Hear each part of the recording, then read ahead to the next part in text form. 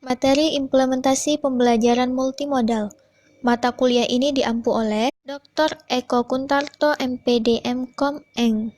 Dan PPT ini dibuat oleh kelompok 1 Ruang 002 yang beranggotakan Ninda Silvia, Yunita Indasari, Esther Dwi Valentina H, Muhammad Kifron, Isna Rahmatulaihi, Dwi Miza Rozalia, Rini Syahdiana Putri.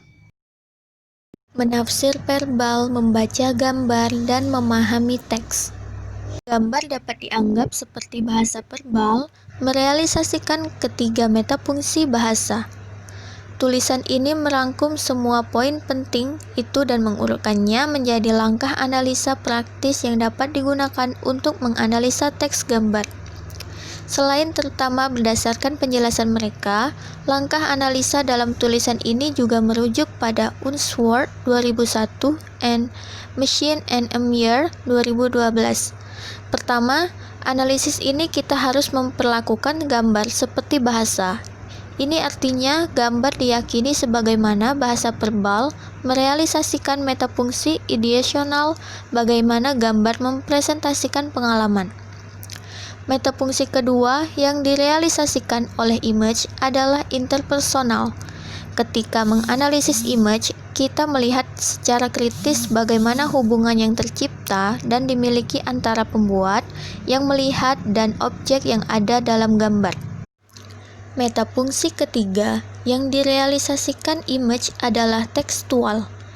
Artinya, kita harus melihat bagaimana image disusun dan disajikan. Penerapan dan hasil analisis. Analisis verbal menunjukkan bahwa kalimat yang diucapkan anak mengandung proses relasional, "This is the kitchen," dan material, "is cooking." Klausa relasional berfungsi untuk memberi ciri dan untuk mengidentifikasi, sementara klausa material digunakan untuk menunjukkan doing or happening, melakukan sesuatu, atau kejadian yang sedang berlangsung. Analisa verbal menunjukkan dua proses yang digunakan, relasional, "This is my living room," dan material, "My dad is reading a newspaper." Klausa relasional mengidentifikasi ruangan, menunjukkan apa yang menjadi ciri ruangan. Ciri ruang tengah adalah adanya meja, sofa, dan hiasan dinding. Ruang tengah adalah ruang yang digunakan salah satunya untuk atau ayah membaca.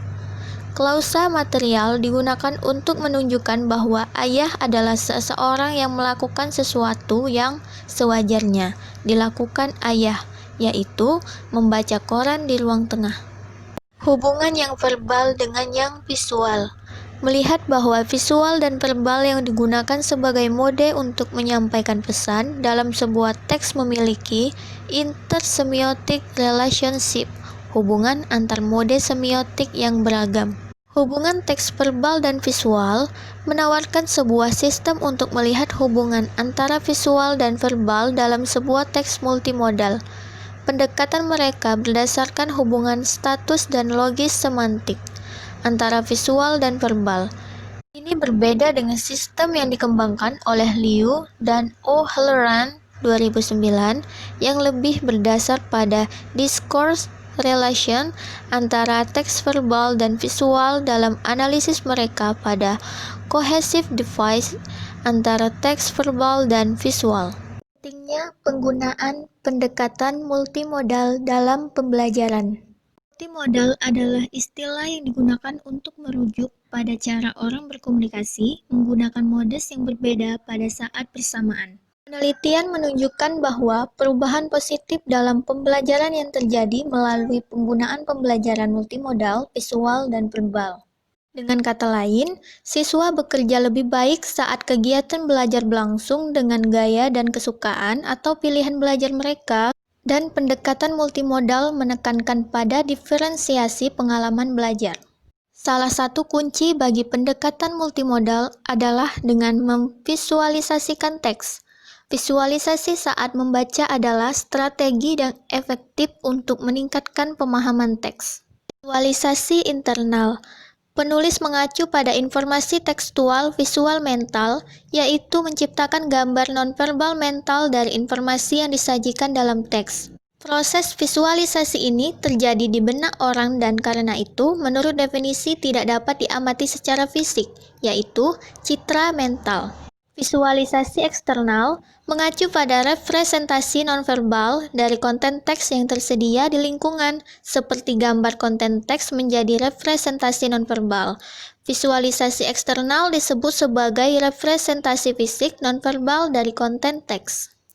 Selanjutnya, dalam analisis multimodal, komposisi berkaitan dengan adanya makna representasional dan interaktif dengan gambar yang menurut Kress dan Leeuwen 2006 dilakukan melalui 3 sistem, yaitu information value, nilai informasi, pelekaan unsur partisipan, dan sintagma yang menghubungkan keduanya dan satu sama lain dengan penyaksi gambar, sehingga memberikan mereka nilai informasi spesifik tentang unsur-unsur yang ada dalam imagi-imagi yang dapat dilihat baik dari kanan, kiri, atas, bawah, tengah, dan samping.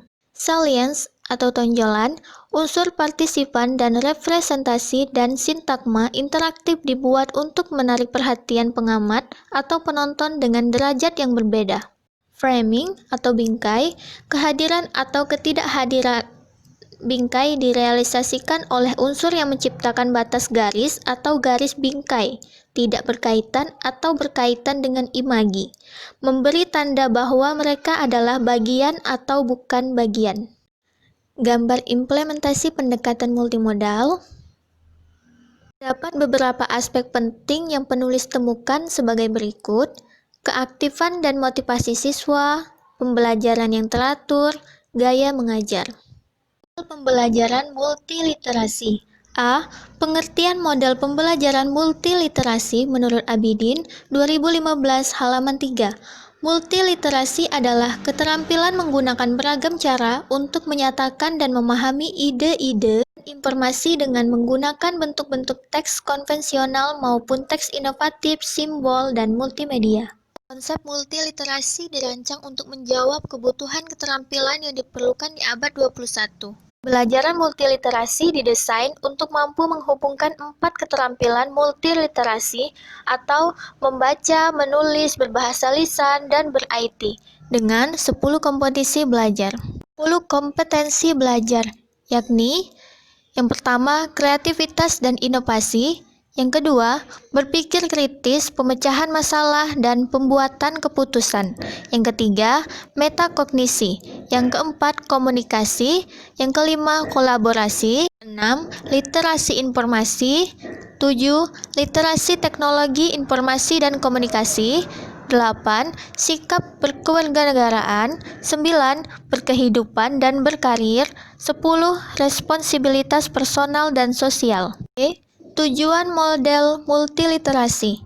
Menurut Abidin 2015 halaman 236, model pembelajaran multiliterasi memiliki 3 tujuan, yakni: pertama, kepemilikan atas dan peningkatan keterampilan belajar abad ke-21.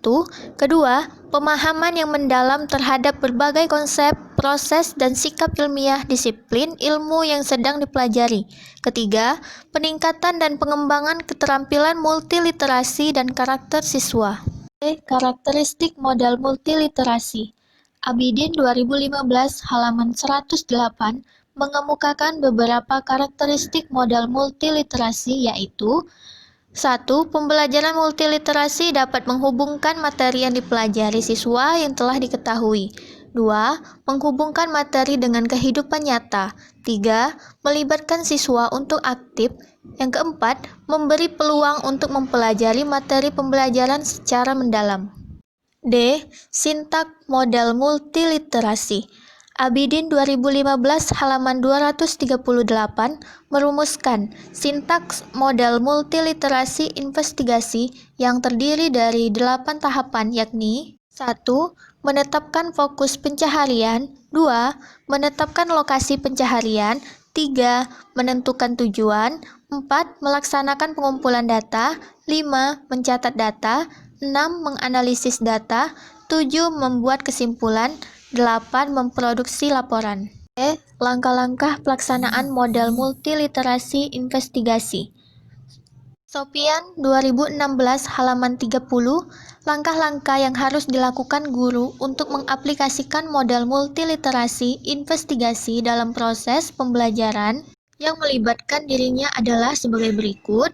Pertama, siswa menentukan fokus pengamatan berdasarkan tema yang telah ditentukan. Dua, siswa menentukan maksud dan tujuan pengamatan. Ketiga, siswa membuat kerangka laporan. 4. Mengumpulkan dan mencatat data. Kelima, analisis dan sintesis. Keenam, membuat kesimpulan. Ketujuh, merevisi dan mengedit draft laporan pengamatan. 8. Menyiapkan laporan akhir. 9. Mempresentasikan laporan akhir. Rasa ingin tahu. A. Pengertian rasa ingin tahu. Nasution dalam Hadi dan Permata 2003 halaman 3 berpendapat rasa ingin tahu adalah suatu dorongan atau hasrat untuk lebih mengerti suatu hal yang sebelumnya kurang atau tidak diketahui. B. Faktor-faktor yang mempengaruhi sikap rasa ingin tahu. 1. Faktor lingkungan yang ada di rumah, yaitu dengan cara mendidik dari orang tua kepada peserta didik. 2. Faktor lingkungan sekolah, yaitu bagaimana pendidik mengajarkan atau mengarahkan bagaimana peserta didik menjadi anak yang mempunyai sikap rasa ingin tahu. 3. Faktor lingkungan masyarakat, yaitu dilihat dari kondisi masyarakat itu sendiri bagaimana cara mendidik peserta didik mempunyai sikap rasa ingin tahu. C. Upaya guru untuk menumbuhkan sikap rasa ingin tahu. Menurut Desmita 2012 halaman 190 berikut upaya-upaya pengembangan rasa ingin tahu pada peserta didik. Pertama, mengembangkan proses belajar mengajar yang demokratis, yang memungkinkan anak merasa dihargai. Kedua, mendorong anak untuk berpartisipasi aktif dalam pengambilan keputusan dan dalam berbagai kegiatan sekolah. Yang ketiga, memberikan kebebasan kepada anak untuk mengeksplorasi lingkungan, mendorong rasa ingin tahu mereka. Keempat, penerimaan positif tanpa syarat kelebihan dan kekurangan anak, tidak membeda-bedakan anak yang satu dengan yang lain. Kelima, menjalin hubungan yang harmonis dan akrab dengan anak. D. Indikator rasa ingin tahu. Rasa ingin tahu merupakan salah satu ciri-ciri yang menjadi penentu dalam prestasi belajar maupun prestasi kreatif seorang siswa. Hasil belajar. Menurut Permendikbud nomor 53 tahun 2015, pasal 3 tentang penilaian hasil belajar. Tujuan hasil belajar adalah 1. Penilaian hasil belajar oleh pendidik berfungsi untuk memantau kemajuan belajar, memantau hasil belajar, dan mendeteksi kebutuhan perbaikan hasil belajar peserta didik secara berkesinambungan. 2. Penilaian hasil belajar oleh pendidik sebagaimana dimaksud pada ayat 1 dilaksanakan untuk memenuhi fungsi formatif dan sumatif dalam penilaian. 3. Penilaian hasil belajar oleh Wasliman dalam Ahmad Susanto 2013 halaman 12 mengemukakan tentang hasil belajar sebagai berikut. Hasil belajar yang dicapai oleh peserta didik merupakan hasil interaksi antara berbagai faktor yang mempengaruhi, baik faktor internal maupun eksternal. Macam-macam penilaian hasil belajar. Macam-macam hasil belajar menurut Ahmad Susanto 2013 halaman 6 meliputi 1. Pemahaman konsep atau aspek kognitif. 2. Keterampilan proses atau aspek psikomotorik. 3. Sikap atau aspek afektif. Jenis-jenis penilaian hasil belajar. Sudjana 2017 halaman 5 membagi jenis penilaian hasil belajar sebagai berikut. 1. Penilaian formatif. 2. Penilaian sumatif. 3. Penilaian diagnostik. 4. Penilaian selektif. 5. Penilaian penempatan. Faktor-faktor yang mempengaruhi hasil belajar menurut Swalisman dalam Ahmad Susanto 2013 halaman 12. Hasil belajar yang dicapai oleh peserta didik merupakan hasil interaksi antara berbagai faktor yang mempengaruhi, baik faktor internal maupun eksternal. Secara perinci, uraian mengenai faktor internal dan eksternal sebagai berikut. 1. Faktor internal. Faktor internal merupakan faktor yang bersumber dari dalam diri peserta didik yang mempengaruhi kemampuan belajarnya. Faktor internal ini meliputi kecerdasan, minat dan perhatian, motivasi belajar, ketekunan, sikap, kebiasaan belajar, serta kondisi fisik dan kesehatan. 2. Faktor eksternal. Faktor yang berasal dari luar diri peserta didik yang mempengaruhi hasil belajar, yaitu keluarga, sekolah, dan masyarakat. Keadaan keluarga berpengaruhi terhadap hasil belajar siswa.